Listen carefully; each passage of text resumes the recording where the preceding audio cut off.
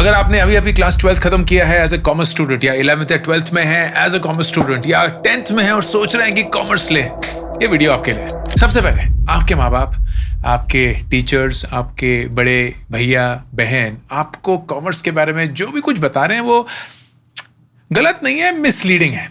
And simple कारण इसलिए क्योंकि जिस दुनिया में वो पले बड़े, कॉमर्स के जो एवेन्यूज उस समय पे थे वो सब बदल चुका है। एंड उसके चलते कॉमर्स स्टूडेंट का जो एक्सपीरियंस है, जो ऑप्शंस हैं एंड जो अपॉर्चुनिटीज हैं, वो आज की डेट में पहले से कंप्लीटली अलग है।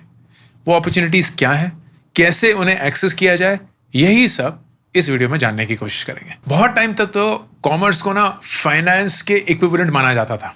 बच्चों को लगता था कि कॉमर्स कर लिया मतलब हम CFO बन जाएंगे, हम बैंकर बन जाएंगे, हम इन्वेस्टमेंट बैंकिंग, प्राइवेट इक्विटी में बेइंतहा पैसे कमाएंगे। एंड वही बेचा गया। CA कर लो, CFA कर लो, फिर बढ़िया सी नौकरी ले लो, फिर अपनी प्राइवेट प्रैक्टिस कर लो, या बड़े सी किसी कंपनी में डायरेक्टर बन जाओ, लाखों करोड़ों रुपए कमाओ। And that was the path that was given.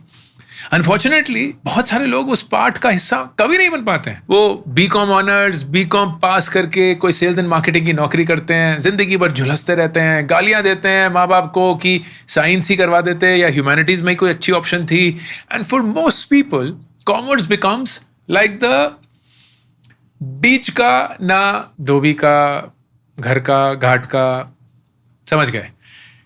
And that is unfortunate, right? क्योंकि if you really think about it, पूरी दुनिया कहीं ना कहीं किसी ना किसी रूप में कॉमर्स से जुड़ी हुई है। Whether it is accounting, whether it is corporate finance, whether it is economics, whether it is the basics of money, whether it is investing, whether it is trading, whether it is the business of doing business, everything in the world somehow is connected to finance, to commerce, to business. And अगर आपने उस पूरी चीज में foundation हासिल कर ली है, you should ideally on paper be doing really well, क्योंकि पैसा ही पैसे को बनाता है।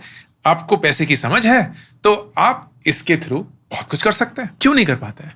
बिकॉज हमें सिर्फ वो एक छोटा सा रास्ता दिखता है of investment banking, of private equity, of those करोड़ों की सैलरी वाली जॉब्स जो हाई फ्रीक्वेंसी ट्रेडिंग में होती है, एंड उसके बियॉन्ड हम कभी देखने की कोशिश ही नहीं करते हैं। For example, same CA big 4 के ऑडिट में जाएगा, 8 से 12 लाख रुपए कमाएगा। ट्रांजैक्शन एडवाइजरी में जाएगा, 12 से 14 लाख रुपए कमाएगा। किसी इंडियन बुटीक इन्वेस्टमेंट बैंक को ज्वाइन करेगा, 15 से 20 लाख रुपए कमाएगा। या किसी यूनिकॉर्न में फाउंडर्स ऑफिस ज्वाइन करेगा, 20 से 25 लाख रुपए कमाएगा। सेम CA, सेम उम्र, सेम डिग्री, ऑलमोस्ट 2.5 गुने का अंतर। या SRCC BCom ऑनर्स कोई ले लीजिए, एवरेज सैलरी 13 लाख रुपए, हाईएस्ट सैलरी 36 लाख रुपए, same degree, same college, same साल, 3 गुना का अंतर। कैसे? क्योंकि कंपनीज ना सिर्फ डिग्री नहीं देखती है, कंपनी सिर्फ कॉलेज नहीं देखती, कंपनी देखती है एक स्टैक्ड लिस्ट। उन्हें यह पता है कि आप एक कॉमर्स स्टूडेंट है, लेकिन उसके ऊपर आपने क्या ऐड किया है, क्योंकि 2026 में वो चीजें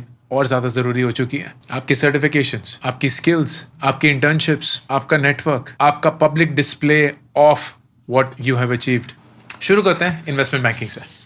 भारत में जो टॉप एम्प्लॉयर्स हैं वो 2 हिस्सों में बटे हुए हैं। एक है ग्लोबल इन्वेस्टमेंट बैंक्स, गोल्डमैन सैक्स, Morgan Stanley, bank of America, Citi bank, JP Morgan, UPS, Barclays, Deutsche bank, Nomura, Jefferies. और फिर दूसरे हिस्से में top Indian boutique investment banks, Avendus हो गया, कोटक इन्वेस्टमेंट हो गया, एक्सिस कैपिटल हो गया, ICICI सिक्योरिटीज हो गया, ambit, Edelweiss, JM financial, O3 capital, बहुत सारे। एक एनालिस्ट जिसके 0 to 3 years ऑफ एक्सपीरियंस है, वो एनीवेयर बिटवीन 15 से 25 लाख रुपए साल के कमा सकता है। टोटल कॉम्बिनेशन 35 लाख तक जा सकती है, इंक्लूडिंग बोनस। एक एसोसिएट जो टिपिकली पोस्ट MBA होता है, they could earn anywhere between 40 to 60 lakhs। VP 6 साल के अंदर 70 लाख से 1.5 crore. Director, executive director 1.5 crore से 3 करोड़। 14-15 साल के आसपास आप MD या मैनेजिंग डायरेक्टर बन जाएंगे, जहां सैलरी रेंज 5-6 करोड़ से ऊपर की होती है। एंड फ्रैंकली इसकी कोई अपर लिमिट नहीं है।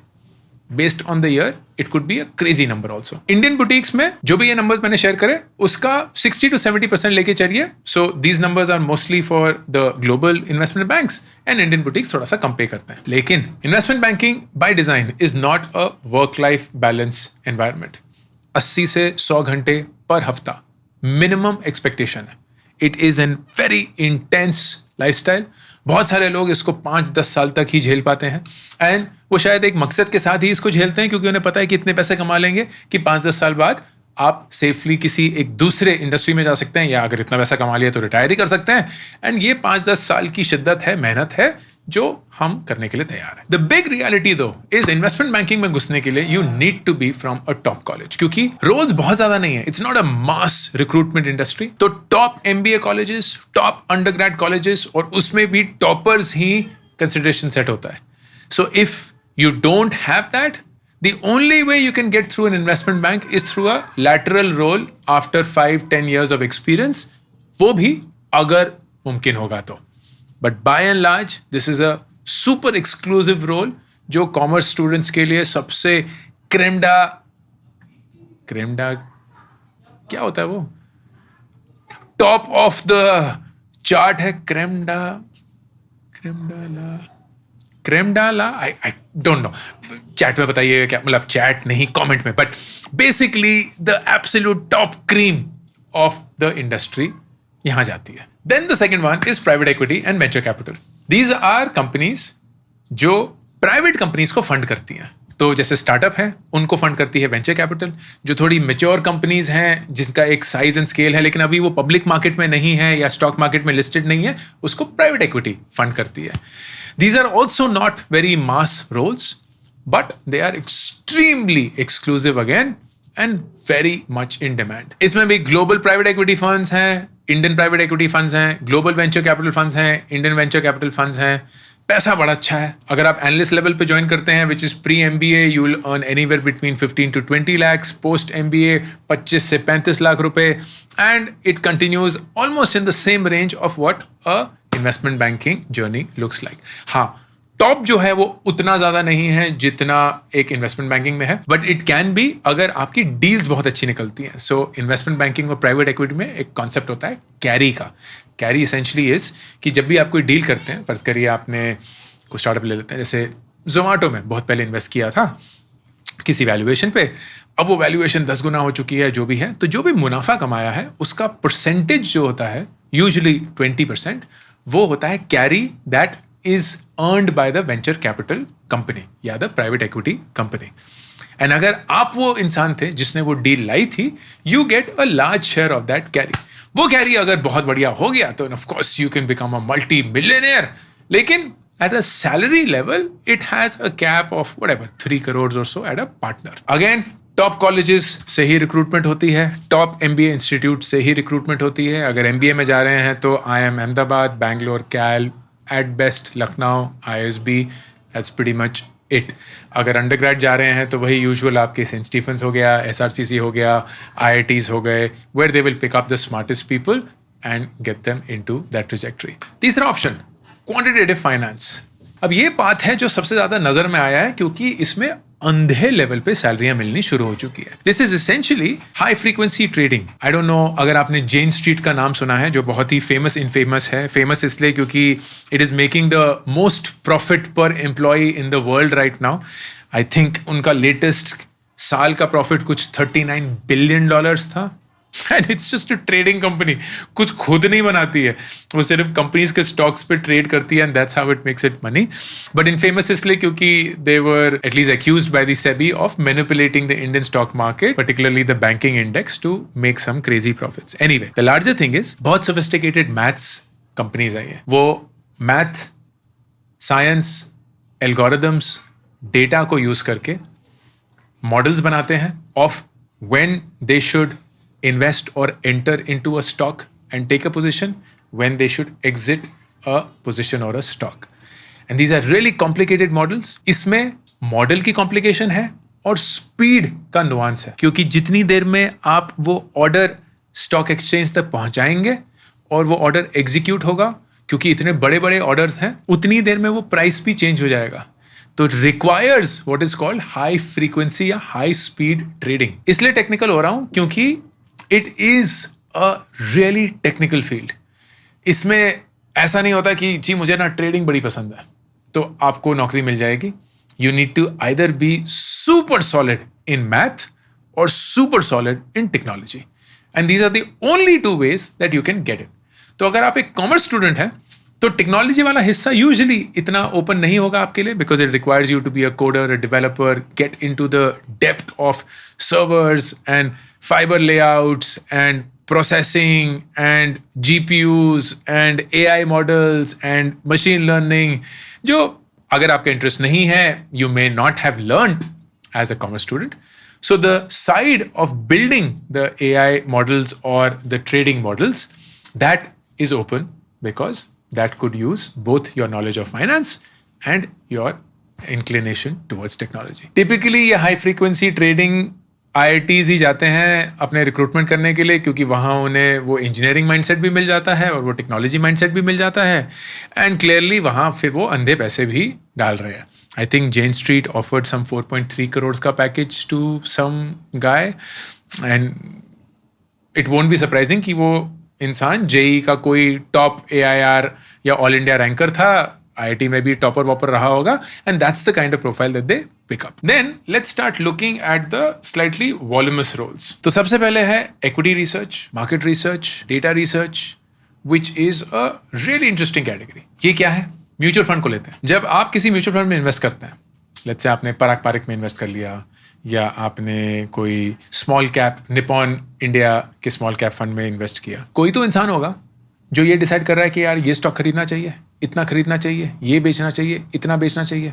वो एक टीम होगी of researchers who are analyzing the stock from a equity perspective, somebody who's analyzing the stock from a pricing perspective, somebody who's analyzing the stock from an industry perspective, somebody who's analyzing the stock from a geopolitical perspective. ये बहुत सारे nuances होंगे. All of this is done by equity researchers, market researchers, data analysts, क्योंकि उनका काम होता है get into the depth of data and find patterns or answers. एक entry level analyst 12 से 22 लाख रुपए कमा सकता है. सीनियर एनालिस्ट 40 लाख से 1.5 करोड़ रुपए कमा सकता है. फंड मैनेजर जो एक्चुअली फंड को चलाते हैं 50 लाख से 3 करोड़, उससे ज्यादा भी कमा सकता है. इसके लिए आपको नंबर से प्यार होना चाहिए, स्टॉक मार्केट से प्यार होना चाहिए, and the ability to get deep into data बहुत जरूरी. नेक्स्ट बात करते हैं सीए की, but refreshed for the year 2026. चल क्या रहा है सीए की दुनिया में? पास परसेंटेज वगैरह तो आपको पता ही होगा, फिर भी बता देता हूं. It's approximately 10 to 11%. मतलब हर 100 लोगों में से 10 से 11 ही सीए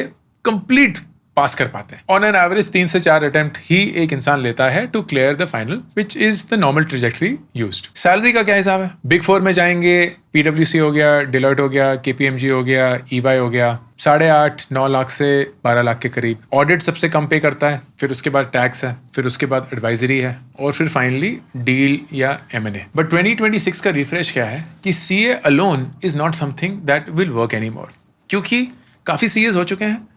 एंड ऐसा नहीं है कि सीए बहुत मास मार्केट हो गया, अभी भी बहुत मुश्किल है एज एन एग्जाम. लेकिन सीए को जैसे ही आप किसी और स्पेशलाइजेशन से ऐड करते हैं ना, प्रीमियम्स बहुत बढ़ चुके हैं. तो अगर आप एक सीए है लेकिन आप इन्वेस्टमेंट बैंकिंग में काम करते हैं, you will get a premium.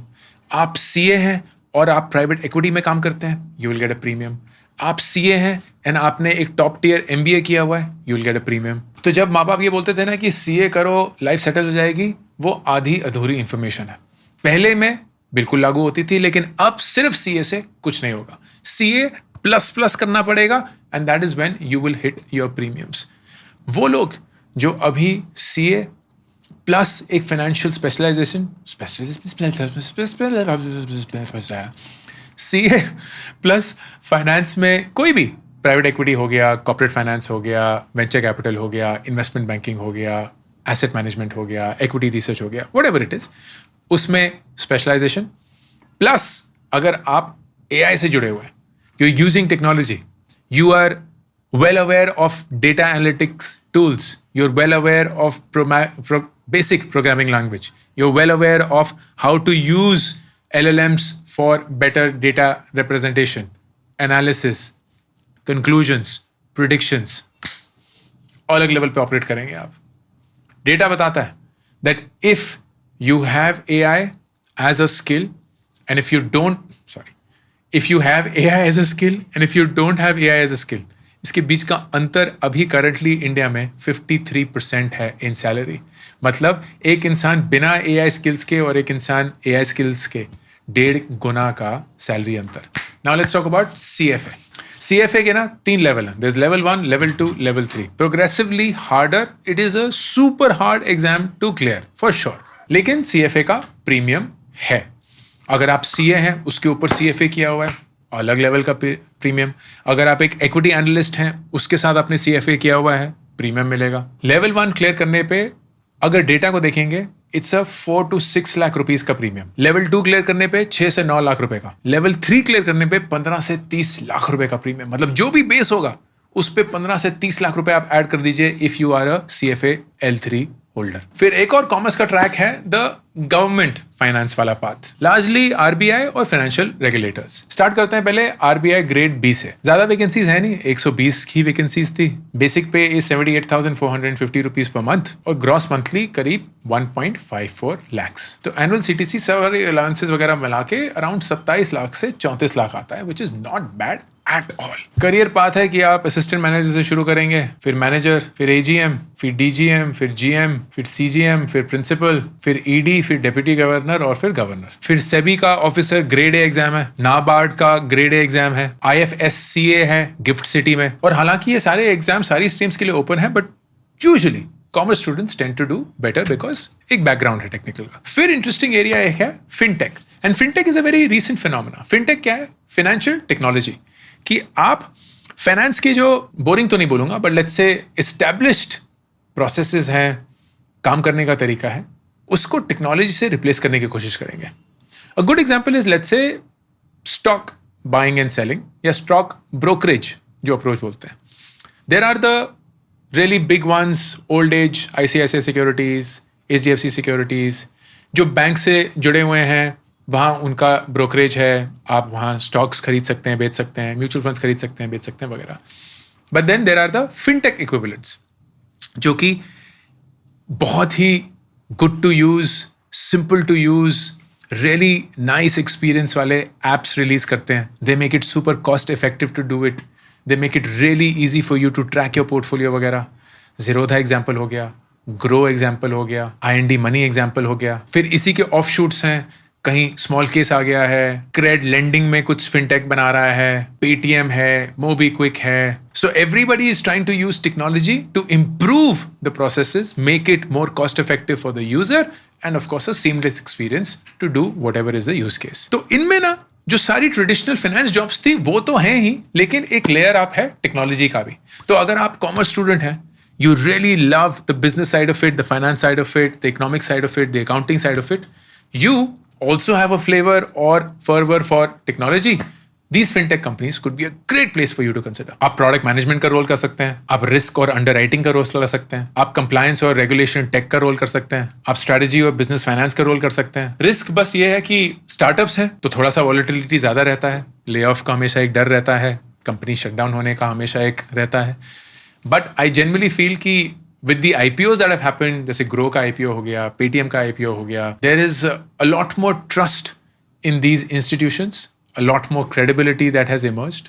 बहुत बड़े स्केल पे आप ऑपरेट कर रहे हैं, and I am at least hopeful कि आगे जाकर these will become really mainstream. फिर एक और ऑप्शन है corporate finance. Corporate finance is when you work at a company and manage the finance of that company. और corporate finance में बहुत सारे roles होते हैं. For example, one could be just simple book keeping या accounting. तो हर एक company को अपने बुक्स, अपनी अकाउंट्स मेंटेन करनी होती हैं, रेगुलेटरी कंप्लायंस के लिए, अपने P&L के लिए, अपने डिसीजंस के लिए. सो अ डिपार्टमेंट फॉर दैट. एक इंटरनल ऑडिट का भी कोई डिपार्टमेंट होता है, वो भी है.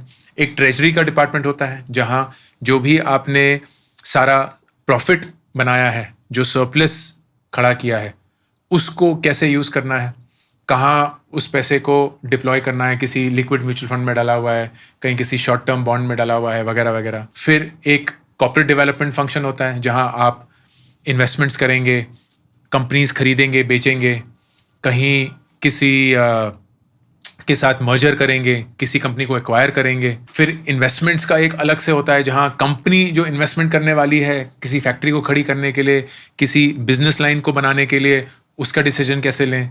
उसी के चलते लोन्स भी हो सकता है, उसी के चलते अंडरराइटिंग भी हो सकती है, उसी के चलते अगर बहुत बड़ी कंपनी है तो इंश्योरेंस भी हो सकता है. तो जितनी बड़ी कंपनी उतने ही सारे ये डिपार्टमेंट्स बनेंगे, all of which are part of corporate finance at a massive level. And there are multiple roles across organizations. Analyst level पे ज्वाइन करेंगे 6 से 12 लाख रुपए की सैलरी, फिर फाइनेंस मैनेजर बनेंगे 25 से 50 लाख, वीपी फाइनेंस बनेंगे 1 से 3 करोड़, सीएफओ बनेंगे अगर बहुत बड़ी पब्लिकली लिस्टेड कंपनी है 5 से 15 करोड़, अगर ग्रुप सीएफओ बन गए ऑफ अ बिजनेस कंग्लोमरेट जैसे रिलायंस हो गया, टाटा हो गया, then it could be upwards of 15-20 crore. One more option, wealth management and private banking. Wealth management क्या होता है? जैसे इन्वेस्टमेंट बैंकिंग होती है कंपनीज के लिए, वैसे ही वेल्थ मैनेजमेंट होता है इंडिविजुअल्स के लिए, जहां एडवाइजर ये बताएंगे कि आप अपने पैसे को कैसे इन्वेस्ट करिए, कैसे आपके जो फाइनेंशियल गोल्स हैं वो आप हिट कर सकते हैं, कैसे आप इस चीज में इन्वेस्ट करके, यहाँ इन्वेस्ट करके, वहां इन्वेस्ट करके अपना एक कॉर्पस बना सकते हैं। उसी को प्राइवेट बैंकिंग भी बोलते हैं, जहां आप इंडिविजुअल्स को कंसल्ट कर रहे हैं, उसका एक रिलेशनशिप मैनेजर होगा जो कॉल करके समझेगा कि आपको क्या चीज़ें चाहिए, आपको बताएगा कि क्या इन्वेस्ट कर सकते हैं, क्या हॉट है, क्या नहीं है, कहाँ इन्वेस्ट कर सकते हैं, क्या नहीं करना चाहिए। All of that is wealth management and private banking. अगर आप खुद के एडवाइजर बनना चाहते हैं and not tie in with a company, you will need some certifications for this. तो एक होता है CFP सर्टिफाइड फाइनेंशियल प्लानर, एक होता है RIA registered investment advisor, junior relationship manager level पे 8 से 15 लाख रुपए की salary plus bonus, senior regional manager के लेवल पे 50 लाख से 2 करोड़ भी हो सकता है इंक्लूडिंग बोनस। एक और option risk management actuarial services. तो ये बेसिकली इंश्योरेंस से मिलता जुलता। आप फाइनेंशियल रिस्क मैनेजर या FRM बन सकते हैं। ये एक एग्जाम होता है, 2 पार्ट होते हैं, पहले पार्ट का अराउंड 45% पास रेट है, दूसरे एग्जाम का करीब 60% है। So it's a fairly, I would say relatively easy exam. FRM plus CFA बहुत बढ़िया कॉम्बिनेशन है। एंट्री एनालिस्ट लेवल 8 से 15 लाख, मिड मैनेजर 25 से 40 lakh, senior head of risk 40 से 80 लाख और chief risk officer at a big bank या कंपनी 80 लाख से 1.5 करोड़। फिर एक्चुरियल पाथ भी होता है जो कि इंस्टीट्यूट ऑफ एक्चुरीज इंडिया से प्रोवाइडेड होता है। 13 एग्जाम होते हैं, ACET से शुरू होता है, फिर कोर प्रिंसिपल्स, फिर कोर प्रैक्टिसेस और फिर फाइनली स्पेशलिस्ट पेपर्स। टिपिकली 6 से 10 साल लग जाते हैं। जरूरत इस देश को बहुत सारे ऐसे फेलोज की है, लेकिन है हमारे पास ज्यादा नहीं है, तो डिमांड बहुत ज्यादा है। 1 से 3 एग्जाम पास किए होंगे अगर किसी ट्रेनी ने, 4 से 7 लाख रुपए की सैलरी। 4 से 7 एग्जाम पास किए एसोसिएट लेवल पे 10 से 15 लाख रुपए की। अगर आप फेलो बन गए, मतलब सारे एग्जाम पास कर लिए, फ्रेशर लेवल पे ही आपको 15 से 20 लाख रुपए की सैलरी मिलेगी। सीनियर फेलो 10 साल की एक्सपीरियंस 35 लाख से 1 करोड़। 2 इंटरेस्टिंग नए पाथ्स के बारे में बताऊंगा, फिर वीडियो खत्म करते हैं। सबसे पहला क्लाइमेट एंड ESG। क्लाइमेट और ग्रीन फाइनेंस बड़ा इंटरेस्टिंग इमर्जिंग डोमेन है in the field of commerce. IFC, world bank, ऐसी बहुत सारी ऑर्गेनाइजेशंस हैं which are now focused on green finance. बहुत सारे AMCs हैं जिनका डेडिकेटेड ESG फंड है, बहुत सारे ग्रीन बॉन्ड्स हैं। बेसिकली सस्टेनेबिलिटी, क्लाइमेट चेंज को लेकर there is a lot of investment happening and there are people required to manage that which come with experience of commerce plus sustainability understanding and expertise. दूसरा interesting domain है family office. Family office क्या है कि जी as a परिवार हमने बहुत पैसे कमा लिए, हम बैंक जितने बड़े तो नहीं है और हम इंडिविजुअल से बहुत बड़े हो चुके हैं, तो हमें ना अपने पैसे को मैनेज करना है and that is what's called a family office, कि एक फैमिली अपना पैसा कैसे इन्वेस्ट करे।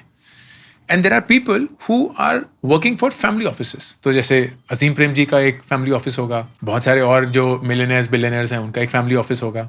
फैमिली ऑफिस खोलने के लिए कुछ ज़्यादा करना नहीं पड़ता, तो कोई भी टेक्निकली खोल सकता है, but of course the bigger the corpus the more sustainable and perhaps predictable the family office will be. 2018 में करीब 45 रजिस्टर्ड फैमिली ऑफिसेस थे। 2024 तक आते आते करीब 350 हो चुके हैं। In total they are managing about $30 billion in assets under management. Think of it like investment banking, private banking, but bigger than private banking, smaller than investment banking. अब जल्दी से कवर करते हैं कि कौन कौन से कॉलेजेस हैं जो इन पाथ्स को खोलते हैं। सबसे पहले तो आपकी Tier 1 MBAs हो गए, IIM अहमदाबाद, बैंगलोर, कैल, लखनऊ, ISB, FMS हो गया। फिर Tier 1 अंडर ग्रेजुएट कॉलेजेस हैं, दिल्ली यूनिवर्सिटी के हो गए, SRCC हो गया, स्टीफेंस हो गया, LSR हो गया, हिंदू हो गया, हंसराज हो गया। You'll then have outside of Delhi, तो जेवियर्स हो गया, नारसी मुंजी हो गया, जेवियर्स कैलकाटा हो गया, सिम्बायोसिस पुणे हो गया। IIT मद्रास ने एक डेटा साइंस का कोर्स लॉन्च किया है, वो बहुत पॉपुलर हो चुका है। Indian statistical institute Kolkata, that is very popular. फिर Tier 2 कॉलेजेस हैं, दिल्ली यूनिवर्सिटी के बाकी कॉलेजेस, क्राइस्ट हो गया, लोयला चेन्नई हो गया, मणिपाल हो गया, IIM कोझिकोड, इंदौर, शिलोंग। और फिर Tier 3 कॉलेजेस हैं, वारिको इंस्टीट्यूट ऑफ कॉमर्स, जहाँ लोग चले जाते हैं। तो अगर आप 11th-12th में हैं, कॉमर्स स्टूडेंट हैं, आपका तरीका क्या होना चाहिए to ensure that you have a kick ass journey in commerce? सबसे पहले मैथ्स को ना नहीं बोल सकते दोस्त। If you are a commerce student, people expect you to be kick ass at maths. There is no concept of commerce without maths.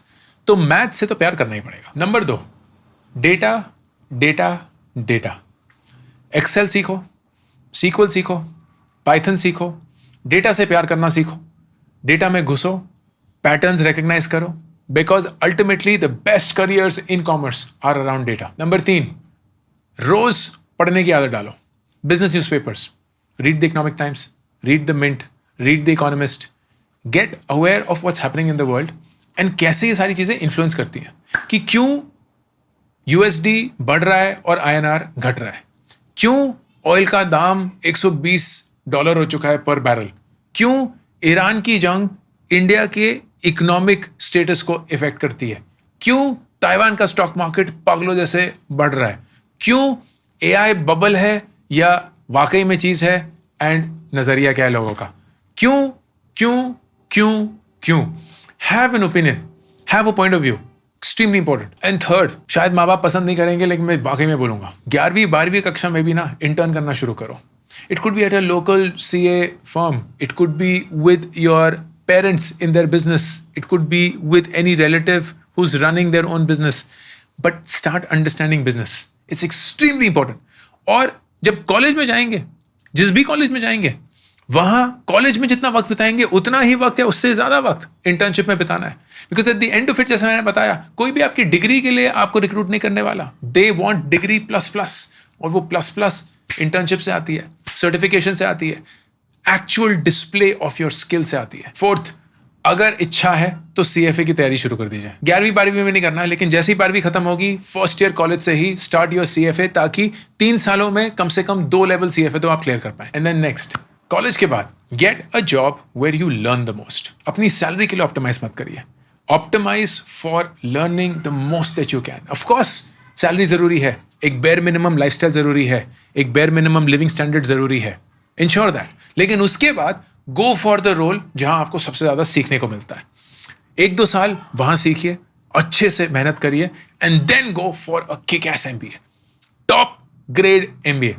उसके लिए आपको कैट देना पड़े, जेड देना पड़े, मैट देना पड़े, हैट देना पड़े, बैट देना पड़े, दीजिए। बाहर जाना है जाइए, लेकिन 1 से 2 साल की बढ़िया सी मेहनत के बाद एक बढ़िया से MBA आपकी जिंदगी बदल सकता है। पहले रास्ता ना बहुत आसान था कि भैया 11वीं 12वीं में कॉमर्स लो, जैसे जैसे निकल जाओ, फिर किसी कॉलेज में ज्वाइन कर लो, CA की तैयारी करो, CA बन जाओ, जिंदगी सेट है। अब clearly it's a lot harder, and I hope इस वीडियो के through you have understood the options in front of you. Now you have to make a decision based on awareness.